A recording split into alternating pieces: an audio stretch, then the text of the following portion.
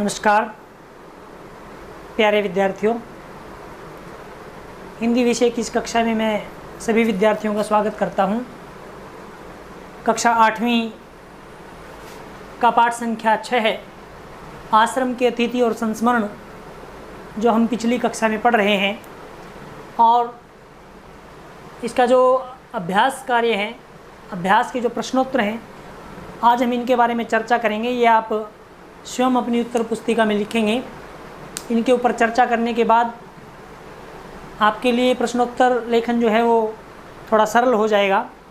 देखें, सबसे पहला प्रश्न है, गांधी जी ने सिला हुआ कपड़ा पहनना क्यों छोड़ दिया?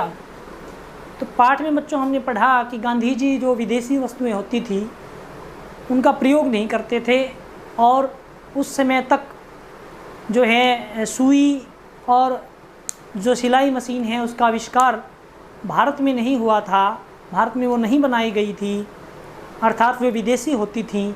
इसीलिए गांधी जी ने सिला हुआ कपड़ा पहनना छोड़ दिया, अर्थात कि वो स्वदेशी का प्रचार कर रहे थे और उनका मानना था कि हमें स्वदेशी वस्तुओं का ही प्रयोग करना चाहिए जो हमारे देश में बनती हों, हमारे देश में निर्मित हों।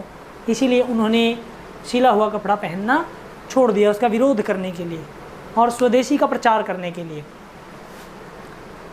दूसरा प्रश्न है बच्चों, गांधी जी ने नौजवान को क्या समझाया?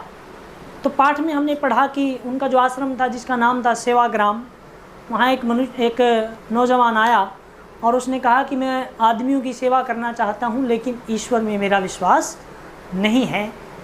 तो गांधी जी ने उनको समझाया कि हम इस पृथ्वी पर जो ईश्वर की प्रतिकृति अर्थात उसका साक्षात स्वरूप है मनुष्य, हम उसी के साथ अच्छा व्यवहार नहीं करते, और मनुष्य को मानना ही ईश्वर में विश्वास रखना है। अर्थात हम ये मानते हैं कि मनुष्य है, लेकिन हम उसके साथ अच्छा व्यवहार नहीं करते, और ये मानना कि मनुष्य पृथ्वी पर है, ये मानने का अर्थ है कि हम ये मानते हैं कि ईश्वर जो है वो पृथ्वी पर है, अर्थात मनुष्य जो है वो ईश्वर की अवधारणा है। हाँ, कि मनुष्य जो है ईश्वर का स्थान कभी नहीं ले सकता, लेकिन अगर हम मनुष्य के साथ अच्छा व्यवहार करें, प्रत्येक मनुष्य के साथ उसका हित करें, उसके कल्याण की सोचें, उसका बुरा ना करें, तो गांधी जी का मानना है कि हम ईश्वर भक्ति कर रहे हैं। इसलिए गांधी जी ने उनको समझाया कि मानव मात्र की सेवा करना ही ईश्वर की सेवा करना है, और मनुष्य में विश्वास रखना ही ईश्वर में विश्वास रखने के समान है। तीसरा प्रश्न है बच्चों, गांधी जी कागज़ का अपव्यय किस प्रकार रोकते थे? अपव्यय का अर्थ है फिजूल खर्च, बिना किसी कार्य के फिजूल खर्च करना। तो गांधी जी कागज़ का अपव्यय कैसे रोकते? तो पाठ में जब हम पढ़ रहे थे तो हमने चर्चा की थी कि गांधी जी के पास जो चिट्ठी पत्र आते थे, जो तार आते थे देश के विभिन्न कोनों से, तो गांधी जी क्या करते, जो एक तरफ से खाली पृष्ठ होते थे, जो तार जो पत्र एक तरफ से खाली होते थे, उनका प्रयोग भी लिखने के लिए करते थे, और जो खाली जगह होती थी पेज में उनको काट करके अपने पास रख लेते थे और उनका भी लेखन में उनका प्रयोग करते थे, उन पर लिख करके जो है वो उसका सदुपयोग करते थे। तो इस प्रकार गांधी जी जो है वो कागज़ का अपव्यय रोकते थे। जैसे हमने क्या किया, एक पेज के ऊपर कुछ लिखा, फिर गलत हो गया, उसको फाड़ दिया और डस्टबिन में फेंक दिया, तो ये क्या है, कागज़ का अपव्यय है। तो गांधी जी क्या करते थे, उसका सदुपयोग करते थे कि जब तक उसका एक कतरा कतरा, एक ज़र्रा उसका प्रयोग नहीं हो जाता, तब तक उसको छोड़ते नहीं थे। ये हमने पाठ में पढ़ा। और चौथा प्रश्न है बच्चों, आत्मशुद्धि के लिए लेख लिखने का क्या कारण था? तो हमने पढ़ा कि पाठ में प्रसंग था कि छगनलाल जोशी जो गांधी जी के भतीजे थे, उन्होंने हिसाब किताब में उनसे कुछ गड़बड़ी हुई, तो उन्होंने शाम को प्रार्थना सभा में सार्वजनिक रूप से सभी लोगों के सामने उनका नाम लेकर के ये कहा कि छगन भाई से गलती हो गई है, कि उन्होंने सच को छिपाया कि उनसे कुछ हिसाब किताब में गड़बड़ी हुई है। तो उन्होंने उनका मानना था कि सार्वजनिक मंच पर अपना प्रायश्चित करना ही सर्वोत्तम उपाय है। और तो किसी व्यक्ति ने उनको बताया कि कस्तूरबा जी को भी किसी ने 4 रुपये दिए थे जिसका कोई लेखा जोखा नहीं है। तो उन्होंने कस्तूरबा जी को की ये बात भी उनको बहुत बुरी लगी और उन्होंने आत्मशुद्धि के लिए जो है छगनलाल जी को व्रत रखने का उपाय और फिर शाम को देर रात तक वो उसके ऊपर लिखते रहे, चर्चा करते रहे, लेख लिखते रहे कि जो गलती उन दोनों ने की, कस्तूरबा गांधी ने और छगनलाल जोशी ने, तो उनका कहना था कि अगर सार्वजनिक मंच पर हम अपनी गलती को मान लें और उसको सुधार कर लें तो आत्मशुद्धि का ये कारण जो है, आत्मशुद्धि का ये उपाय जो है वो सर्वोत्तम है। इसलिए आत्मशुद्धि के लिए लेख लिखना उन्होंने सर्वोत्तम बताया है। तो हमने पढ़ा आगे कि वो लेख पढ़ने के बाद सरोजिनी नायडू जो है वो बड़ी दुखी हुई। उन्होंने कहा कि आपने सार्वजनिक मंच पर सभी के सामने उनको अपमानित किया है, कस्तूरबा गांधी को। तो गांधी जी ने कहा कि आपको ये बुरा नहीं लगना चाहिए, मेरे लिए तो बड़े हर्ष का विषय है कि मैंने सार्वजनिक मंच पर सबके सामने उनकी गलती को जो है उनके सामने प्रकट किया है। अन्यथा लोग मुझे ये कहते कि मैंने अपनी पत्नी और अपने भतीजे का जो उनका जो गलत कार्य था उसको छिपाया है, और इस तरह से भ्रष्टाचार जो है हमारे जीवन में हमारे जीवन को नष्ट कर देता। इसलिए आत्मशुद्धि के लिए उन्होंने लेख लिखने का कारण ये बताया है। तो बातचीत के लिए में बच्चों प्रश्न है, गांधी जी केवल उपदेशक नहीं थे। उपदेशक होता है उपदेश देने वाला, वे कर्मयोगी थे। कर्मयोगी का अर्थ है काम करके दिखाने वाला। अर्थात एक होता है, एक हिंदी में कहावत है, पर उपदेश कुशल बहुतेरे, अर्थात तो दूसरों को उपदेश देने वाले कुशल व्यक्ति यहाँ हमारे समाज में बहुत संख्या में लोग मिल जाते हैं जो दूसरे लोगों को उपदेश देते हैं, लेकिन कहीं वही बातें उनके चरित्र में चरितार्थ होती हुई नज़र नहीं आती। तो ये गांधी जी के विषय में कहा है कि गांधी जी उपदेशक नहीं थे, केवल उपदेश नहीं देते थे कि आप ऐसा करो, आपको ऐसा करना चाहिए, ये नहीं करना चाहिए, ये करना चाहिए, ये सही है, ये गलत है। वो कर्मयोगी भी थे। तो पाठ में हमने पढ़ा कि जैसे उन्होंने स्वदेशी का प्रचार करने के सिला हुआ कपड़ा उन्होंने पहनना छोड़ दिया। उन्होंने केवल ये नहीं कहा कि आप स्वदेशी वस्तुओं का उपयोग करो, बल्कि ये दिखाया कि हमें विदेशी वस्तुओं का उपयोग नहीं करना चाहिए। और पाठ में हमने पढ़ा कि वो कहते थे कि हमारे आश्रम में जो साग सब्जियां पैदा होती हैं हम वही साग सब्जियां खाएं, बाज़ार से किसी भी प्रकार की साग सब्जियां ना लाई जाएं।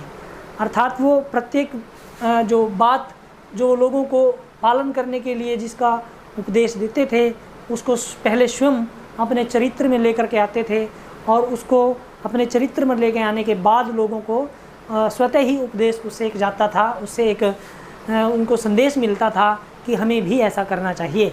तो इसीलिए यहाँ कहा गया है कि गांधी जी केवल उपदेशक नहीं थे बल्कि कर्मयोगी थे। वो अपने कार्य से सिद्ध करके ऐसा दिखलाते थे। दूसरा प्रश्न है, भ्रष्टाचार हमारे जीवन को किस प्रकार नष्ट करता है। अब भ्रष्टाचार का अर्थ है बच्चों दो पदों से मिलकर के बना है, भ्रष्ट और आचार। भ्रष्ट का मतलब है बुरा, आचार का अर्थ है व्यवहार, अर्थात बुरा व्यवहार। अब भ्रष्टाचार का सामान्यतः अर्थ हम ये लेते हैं कि मान लो मैंने किसी को घूस दी, कि जो घूस लेने वाले ने भ्रष्टाचार किया। तो अगर हम दूसरे दृष्टिकोण से देखें तो जिसने दिया अर्थात मैंने भी भ्रष्टाचार किया, मैंने भी बुरा आचरण किया। शायद मुझे अपना कार्य करने के लिए उसको घूस नहीं देनी चाहिए थी, तो मैंने दी, अर्थात मैंने भी भ्रष्टाचार किया और सामने वाले ने भी भ्रष्टाचार किया। तो भ्रष्टाचार क्या करता है, सर्वप्रथम तो हमें आलसी बना देता है। हमें बिना किसी प्रयास के जब आय मिलती है, आय होती है, हम पैसे कमाते हैं, किसी भी तरह का उपार्जन करते हैं, धन उपार्जन है चाहे वो ज्ञानार्जन है। जब हम मान लीजिए एक विद्यार्थी है, वो नकल करके, एक विद्यार्थी सारी साल पढ़ा और उसने अच्छे अंक प्राप्त किए, और दूसरे विद्यार्थी ने पूरे वर्ष में किसी प्रकार का परिश्रम नहीं किया, नहीं पढ़ा, और वो वर्ष के अंत में परीक्षा के अंदर जो है नकल करके दूसरे बच्चे का देख करके उसने परीक्षा में लिख दिया और उसने भी अच्छे अंक प्राप्त कर लिए। तो बच्चों वो भी भ्रष्टाचार है, वो भी बुरा आचरण है, ऐसा नहीं करना चाहिए। तो ऐसा करने से क्या होता है, हमारा जीवन जो है वो नष्ट हो जाता है। अर्थात हम आलसी बन जाते हैं, हम परिश्रम से जी चुराने लगते हैं, हम चाहते हैं कि थोड़े परिश्रम से ही हमारा कार्य पूरा हो जाए अथवा बिना परिश्रम के ही कार्य पूरा हो जाए। तो इस तरह के भाव हमारे मन में आने लगते हैं जो हमारे जीवन के लिए बहुत जो है वो जीवन में जो है जीवन की गति को आगे बढ़ने नहीं देते, जीवन में सफलता को प्राप्त होने नहीं देते। अर्थात हम सफलता प्राप्त करने के लिए जो है छोटे रास्ते ढूंढने लगते हैं और सफलता का कोई भी छोटा रास्ता नहीं है। तो इसलिए भ्रष्टाचार जो है वो हमारे जीवन को नष्ट कर देता है। जीवन मूल्य में क्या है बच्चों? सादा जीवन, उच्च विचार। गांधी जी सर्वश्रेष्ठ उदाहरण है इसका। कैसे कि गांधी जी सादा जीवन जीते थे। हमने पाठ में पढ़ा कि वो सब्जियों को उबालते और ऐसे ही बिना नमक मिर्च के, बिना मसाले के ऐसे ही खाते थे और बोलते थे कि जिसको भी नमक मिर्च इसमें डालना है अपने स्वादानुसार वो डाल करके खाए। तो अर्थात उनका जीवन बड़ा सादा था। कपड़ा बिना सिला हुआ पहनते थे, लेकिन बहुत सारे लोग उनके प्रशंसक थे, उनके अनुयायी थे, उनके अनुगामी थे। तो ऐसा नहीं था कि वो एक बहुत कोई तड़क भड़क वाला जीवन जीते थे। एक सादा जीवन जीते थे, सादा खाना खाते थे, सादा पहनावा पहनते थे।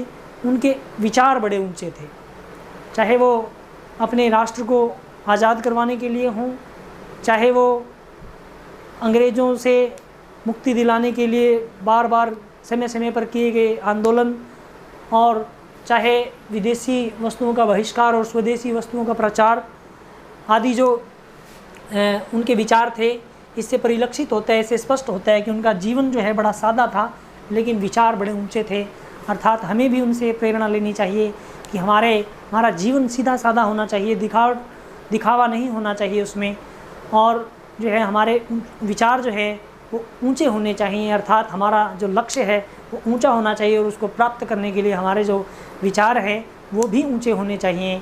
लेकिन जीवन जो है वो सादा, अर्थात बिना किसी दिखावे के सीधा सादा जीवन हमें गांधी जी की तरह जीना चाहिए। तो गांधी जी इसके सर्वश्रेष्ठ उदाहरण हैं आपके सामने कि गांधी जी को हम राष्ट्रपिता कहते हैं, तो पूरे राष्ट्र उनको अपना पिता मानता है, लेकिन उनका जीवन, उनके जीवन के विषय में अगर हम पढ़ेंगे तो बड़ा ही उन्होंने सादा जीवन जिया और उन्होंने अपने जीवन से एक उदाहरण प्रस्तुत किया है कि मनुष्य जो है ऊंचे विचार रखकर भी सादा जीवन जी सकता है। तो इन प्रश्नोत्तर को आप अपनी उत्तर पुस्तिका में लिखेंगे। चर्चा के बाद आपको एक दिशा मिलेगी कि हमने प्रश्नोत्तर किस प्रकार से लिखने हैं, हमारा लिखने का ढंग कैसा होना चाहिए, और सरल वाक्यों का प्रयोग करते हुए आप अपना उत्तर लिखें। मुश्किल शब्दों का प्रयोग ना करें और ज़्यादा लंबे वाक्य ना बनाएं, क्योंकि जब आप लंबा वाक्य बनाते हैं तो उसमें आप विचलित हो जाते हैं और वाक्य कहीं ना कहीं अंत में जा कर के गलत हो जाता है। तो इस बात का भी आप ध्यान रखेंगे। और ये तमाम प्रश्न जो यहाँ आपके सामने लिखे हुए हैं, ये आप अपनी उत्तर पुस्तिका में लिख लेंगे। इसका अभ्यास कार्य हम कर चुके हैं और शेष जो कार्य है, ये चाहे वो भाषा की बात है और अन्य प्रश्न जो हैं वो हम कर चुके हैं। तो ये पाठ हमारा इस तरह से आज पूरा हो गया। तो आप गृह कार्य के रूप में ये प्रश्नोत्तर अपनी उत्तर पुस्तिका में लिखेंगे। धन्यवाद।